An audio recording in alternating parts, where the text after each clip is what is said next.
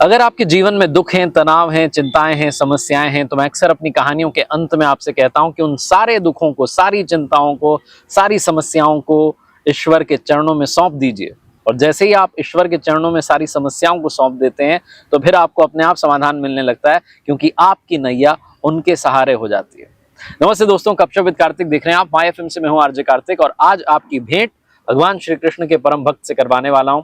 इस भेंट में हम उनसे ऐसे ऐसे सवालों के जवाब जानेंगे जो आपके मन में भी आए होंगे।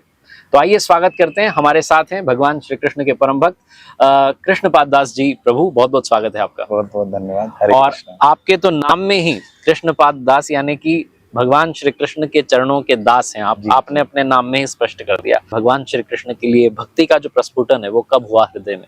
तो जब हम बीटेक कर रहे थे कंप्यूटर साइंस में, 3rd ईयर में हमें पता चला भगवत गीता के बारे में, क्योंकि हम देख रहे थे हमारे साथ जितने भी फ्रेंड्स थे वो सॉफ्टवेयर इंजीनियरिंग कर रहे थे, लेकिन उनका ये वाला सॉफ्टवेयर अच्छे से काम नहीं कर रहा था। टेंशन, डिप्रेशन, एंग्जाइटी, उससे सब लोग परेशान थे। तो हमने बीटेक कर लिया, फिर 1 साल जॉब किया।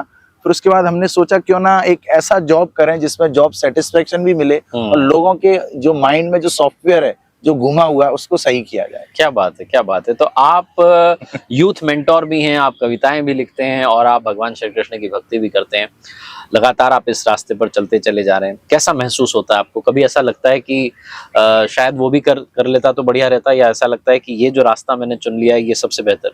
100% ये जो रास्ता मुझे लगता है जो मैंने चुना है ये सबसे बेहतर है, क्योंकि बहुत सारे लोगों की जब हम हेल्प करते हैं, उनको स्पिरिचुअलिटी के बारे में बताते हैं, बहुत सारे लोग आजकल एंग्जाइटी में, डिप्रेशन में, उनको जब बताते हैं हम मंत्रा मेडिटेशन के बारे में, तो उनकी लाइफ में जब चेंज देखते हैं तो बहुत सुकून मिलता है, एक इंटरनल सेटिस्फेक्शन मिलता है। और जिस प्रोसेस को जब हम फॉलो करते हैं, सुबह 4:30 बजे से लेकर 10 बजे तक साधना रहती है, तो इससे बहुत सारी जो स्पिरिचुअल एनर्जी है वो अंदर आती है और हम बहुत एंथुजियास्टिक और बहुत हैप्पी फील करते हैं। आपने खुद बताया कि आप सॉफ्टवेयर इंजीनियरिंग की पढ़ाई कर रहे थे और सॉफ्टवेयर इंजीनियर आप बन जाते, लेकिन आपने रास्ता दूसरा चुन लिया। आज के ज़माने में साइंस की बहुत बात होती है, हमें लगता है कि साइंस सब कुछ है, लेकिन एक और टर्म है जिसे कहते हैं स्पिरिचुअल साइंस।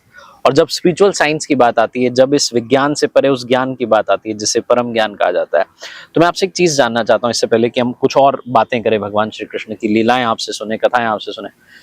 कुछ लोग जो भगवान को भोग लगाते हैं उन्हें मन में शंका रहती है कि मैंने जाकर के भोग लगाया, लेकिन भोग जो था, जो क्वांटिटी थी, जो थाली में प्रसाद था, वो उतना का उतना ही रहा। तो भगवान ने भोग ग्रहण किया या नहीं किया? इसके पीछे क्या कोई कथा है, कोई विज्ञान है, कोई परम ज्ञान है जिसे आप बताना चाहते हैं? बिल्कुल, ये एक विज्ञान है। सच तो ये है कि भोग लगा के भगवान छोड़ देते हैं पूरा का पूरा। सच तो ये है कि हमें इस विज्ञान का ज्ञान है अधूरा। क्या बात? तो भगवान पूरी तरह खा भी लेते हैं और छोड़ भी देते हैं। और भगवान, हम तो मुंह से खाते हैं, भगवान आंख से भी खा सकते हैं। अंगानी यस सकलेन्द्र वृत्तिमंती पश्यन्ति पांति कलयन्ति चिरम जगंती। किसी भी अंग से भगवान दूसरा कार्य कर सकते हैं। और इसी से जुड़ी एक रोचक कहानी है, बिल्कुल सच्ची घटना है। जगन्नाथपुरी के पास एक मंदिर है, अलारनाथ जी का मंदिर, जिस मंदिर की जो निर्माण कराया था ब्रह्मा जी ने कराया था। वहां के जो पुजारी थे उनका नाम था श्री केतन, और उनका छोटा सा बच्चा था, उसका नाम था मधु। तो श्री केतन जी एक बार तीर्थ यात्रा पे चले गए और मधु को बोल के गए, मधु बेटा भगवान को भोग लगा देना, भगवान खा लेंगे, फिर भोग को निकाल लेना। तो मधु ने वैसा ही किया, भगवान को भोग लगा के रख दिया। भगवान से प्रार्थना की, भगवान मैं थोड़ी देर में आ रहा हूँ, आप खा लेना। थोड़ी देर में मधु आए, देखा तो भगवान ने नहीं खाया। तो मधु फिर से आए, फिर से प्रार्थना की कि भगवान इसको खा लीजिए। भगवान ने फिर भी नहीं खाया। तीसरी बार मधु रोने लगे भगवान के सामने, और फिर से प्रार्थना करके जब लौट के आए फिर से, तो देखा पूरा का पूरा जो भोग था भगवान ने खा लिया है। और 3 दिन तक ऐसा चलता रहा, भगवान पूरा भोग खा लेते थे। और कुछ दिन बाद जब उनके पिताजी श्री केतन जी लौट के आए तो उनको पता चला ऐसी घटना हो रही है। तो उन्होंने देखना चाहा कि वास्तव में क्या चल रहा है। तो जब मधु भगवान को भोग लगा रहे थे तो उनके पिताजी वहां पे खड़े होकर देख रहे थे, और जैसे ही भगवान मूर्ति से निकल के भोग खाने लगे, श्री केतन उनके पिताजी ने भगवान का हाथ पकड़ लिया, और वो जो गरम गरम खीर थी भगवान के सिर पे, भगवान के हाथ पे, इस पे लग गई। वो जो निशान है आज भी आप अलारनाथ मंदिर में जाके देख सकते हैं।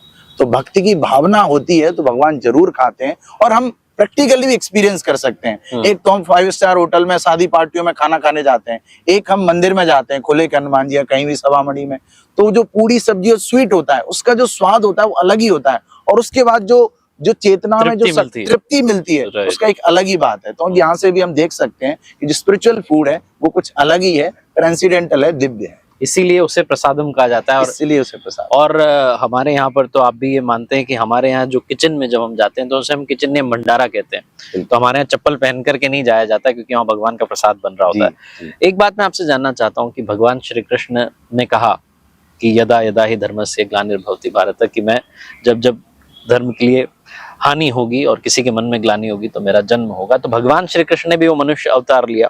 उनके जन्म में और एक साधारण व्यक्ति के जन्म में रोज जो है जन्म हो ही रहे हैं इस सृष्टि पर लोगों के, क्या अंतर है अगर आप थोड़ा बताएं? इसका जवाब भगवान स्वयं भगवत गीता में देते हैं, 4थे अध्याय के 9वें श्लोक में। जन्म कर्म च मे दिव्यम एवं यो वेति तत्वतः त्यक्त्वा देहम पुनर्जन्म नेति मामेति सो अर्जुन।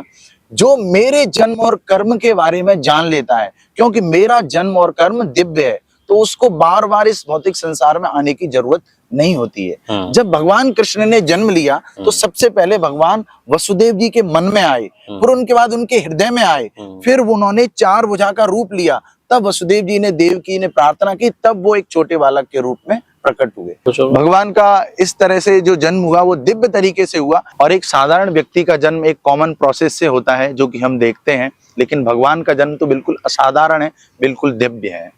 एक चीज मैं आपसे जानना चाह रहा हूँ कि द्वापर युग में भगवान श्री कृष्ण का जन्म हुआ और हमने सारी कथाएं लीलाएं जानी, अब कैसे उनके दर्शन मिले? अगर कोई अब उनके दर्शन करना चाहता है तो क्या उसका क्या प्रोसेस है? तो यदि व्यक्ति को विश्वास होगा, पूरी श्रद्धा होगी, तो वो भगवान के दर्शन कर सकता है।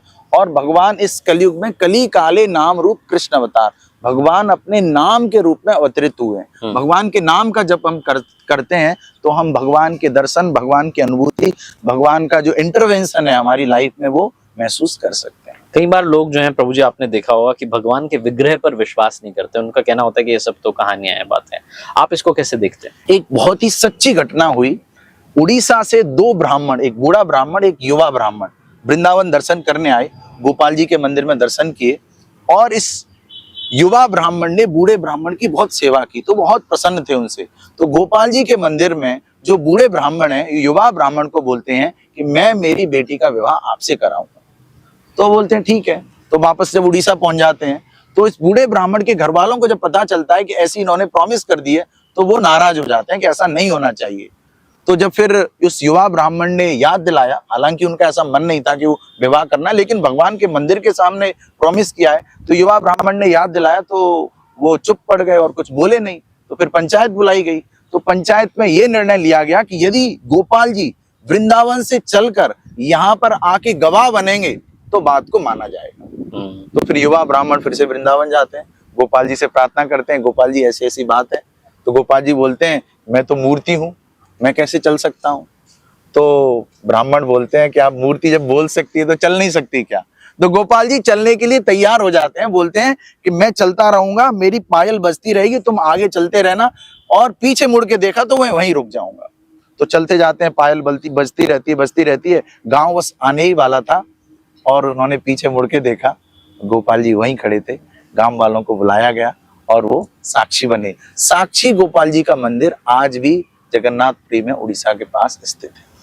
राजस्थान की भी बात करते हैं, श्रीनाथ जी का जो हमारा मंदिर है, एक कथा इनकी भी है कि वृंदावन से जो विग्रह है भगवान श्री कृष्ण जी का वो नाथ द्वारा पहुंचा। क्या कथा है अगर आप थोड़ा बताएं? ये जो श्रीनाथ जी का विग्रह बहुत ही पुराना विग्रह है। भगवान श्री कृष्ण के जो बड़ पोते थे राजा वज्रनाभ, उन्होंने इस विग्रह की स्थापना करवाई और कालांतर में ये विग्रह लुप्त हो गया। एक महान वैष्णव आचार्य हुए श्रीला माधवेंद्रपुरी, उनके सपने में आकर भगवान बोलते हैं कि माधवेंद्र, मैं इधर झाड़ियों के नीचे छुपा हुआ हूँ, मुझे निकालो, मुझे गर्मी लग रही है और मेरी प्राण प्रतिष्ठा करो गोवर्धन जी के ऊपर। तो माधवेंद्र जी ने उनको निकलवाया और गोवर्धन जी के ऊपर प्राण प्रतिष्ठा कराई। फिर जब औरंगजेब ने वृंदावन के मंदिरों पर अटैक किया तो फिर उसके जो पुजारी थे उस विग्रह को लेकर मेवाड़ की भूमि में चले गए। पहले उदयपुर गए, उदयपुर के पास एक और जगह वहां गए, फिर फाइनली भगवान नाथ द्वारा स्थापित हो गए और आज श्रीनाथ जी के नाम से बहुत प्रसिद्ध है। क्या बात है। अच्छा, जयपुर की भी बात करते हैं। हमारे यहाँ पर जो जयपुर के आराध्य देव है भगवान श्री गोविंद देव जी महाराज, उनका क्या इतिहास है, उनकी क्या कथा है, कहानी, अगर आप थोड़ा बताएं देखने वालों को। गोविंद देव जी की जो लीला है बहुत ही अद्भुत है। ये भी राजा वज्रनाभ ने बनवाए थे, गोविंद देव जी, गोपीनाथ जी, मदन मोहन जी।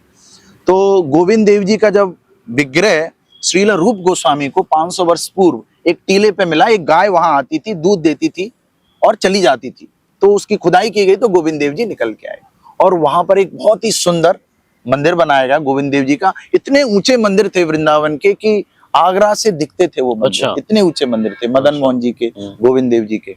जो औरंगजेब ने जब आक्रमण किया तो गोविंद देव जी को, गोपीनाथ जी को और कई विग्रहों को जो गोस्वामी थे वो वृंदावन से लेकर जयपुर आ गए। तो तब से गोविंद देव जी जयपुर में विराजमान है और सभी जयपुर वासियों पर कृपा की बरसात कर रहे हैं। क्या बात है। भगवान श्री गोविंद देव जी महाराज की कृपा हमारे इस प्यारे शहर जयपुर पर लगातार ऐसे ही बरसती रहे। भगवान श्री कृष्ण की कोई और कहानी, कोई और बात आप बताना चाहते हैं जो दिल को छू ले, जो आपके दिल को छू गई? तो एक बहुत ही सच्ची रोचक कथा है भगवान श्री कृष्ण की। भगवान द्वारका में शासन करते थे जैसा कि आपको पता है। तो एक बार भगवान ने एक लीला की। भगवान के सिर में दर्द हुआ और बड़े बड़े हकीम वैद्य बुलाए गए, कोई भी उनके सिर का दर्द खत्म कर ही नहीं पा रहा है। फिर भगवान के पास ही जाके बोलते हैं, भगवान क्या किया जाए, आपका सिर दर्द कैसे खत्म हो? तो फिर भगवान ने कहा, जो अपने चरणों की धूल मेरे सिर पे लगाएगा तब जाके मेरा सिर का दर्द खत्म होगा। तो इसके लिए कौन तैयार? क्या हमें नरक थोड़ी जाना है? नारद मुनि भी तैयार नहीं, कोई भी तैयार नहीं। अब क्या करें, भगवान के सिर का दर्द कैसे जाए? फिर से भगवान के पास गए, भगवान इधर द्वारका में तो कोई तैयार है नहीं, तो क्या करें? तो भगवान बोलते हैं, वृंदावन जाओ, गोपियों से कहो कि ऐसी ऐसी बात है।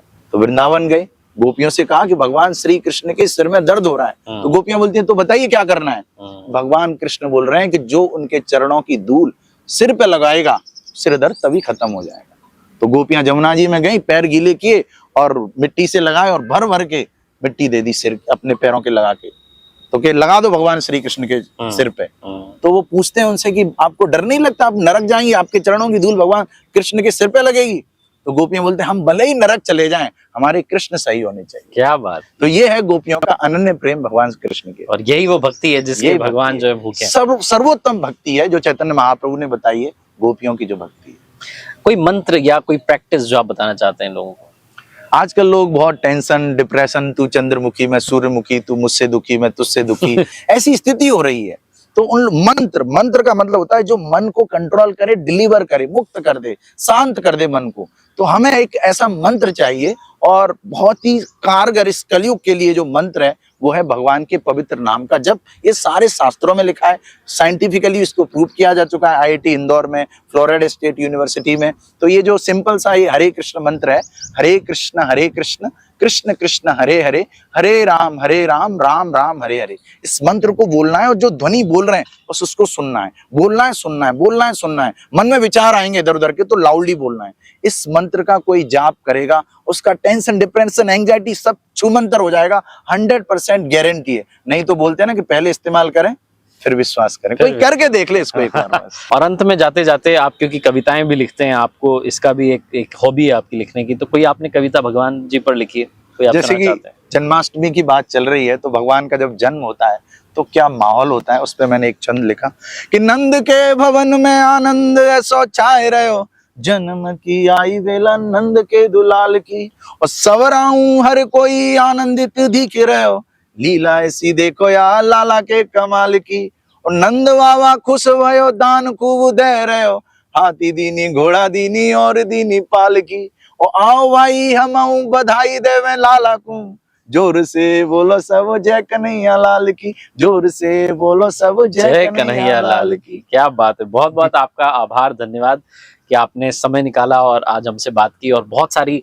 लीलाएं भगवान श्री कृष्ण की हमें सुनाई और बहुत सारे जो संशय थे, जो शंकाएं थी, उनके भी आपने प्रश्नों के उत्तर दिए। बहुत बहुत धन्यवाद आपका, प्रभु की कृपा हम सभी पर बनी रहे। बहुत बहुत धन्यवाद। हरे कृष्ण। गपशप विद कार्तिक के अगले एपिसोड में आप किसे देखना चाहते हैं, कमेंट बॉक्स में उनका नाम बताइएगा। आप किस टॉपिक पर चाहते हैं बात हो, किस टॉपिक के एक्सपर्ट हमारे साथ जुड़े, किस टॉपिक पर हम थोड़ा और डिटेल में बात करें, अध्यात्म के बारे में बात करें, साइंस के बारे में बात करें, आप जो चाहते हैं कमेंट बॉक्स में बताएं। अगले एपिसोड में उन्हीं गेस्ट को लेकर के हम हाजिर होंगे। देखते रहिए मेरे साथ हर सोमवार सुबह 9:30 बजे एक नई कहानी और हर शुक्रवार सुबह 9:30 बजे लर्निंग सीरीज का एक नया वीडियो। प्रभु के आशीर्वाद के साथ, अपनी मेहनत के साथ और अपनों के प्यार के साथ कर दिखाओ कुछ ऐसा कि दुनिया करना चाहे आपके जैसा।